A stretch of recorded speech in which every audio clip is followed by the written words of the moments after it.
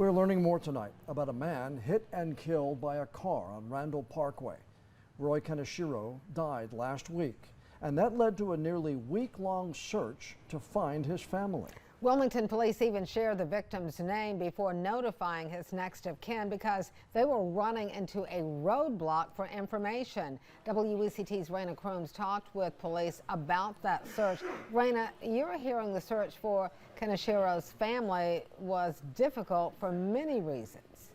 Yes, Fran, that's because many of the routes they took to find the victim's family didn't work in this case, so they had to use an old school option for answers.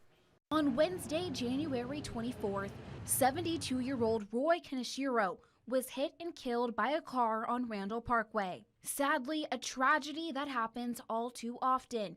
But for Wilmington police, this incident was anything but normal, particularly when it came to finding Kaneshiro's family. Typically, what happens within the first few hours of something tragic and unfortunate like this is we have some resources we use at the police department to include our real-time crime center.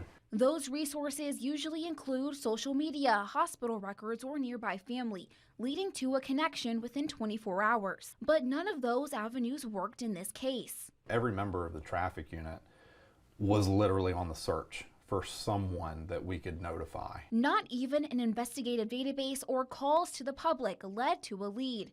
But they tried one last option. We really exhausted everything, and it took us doing a search warrant and really kind of old school finding, I believe it was a Christmas card, and going that route. A handwritten card all the way from Hawaii, the way Kaneshiro kept in touch with relatives. And with the help from the Honolulu police, officers were finally able to reach his family. Not to say that it hasn't happened before. I was speaking with a supervisor in the traffic unit who's been in law enforcement longer than I have, and he said he doesn't recall a time when this has occurred.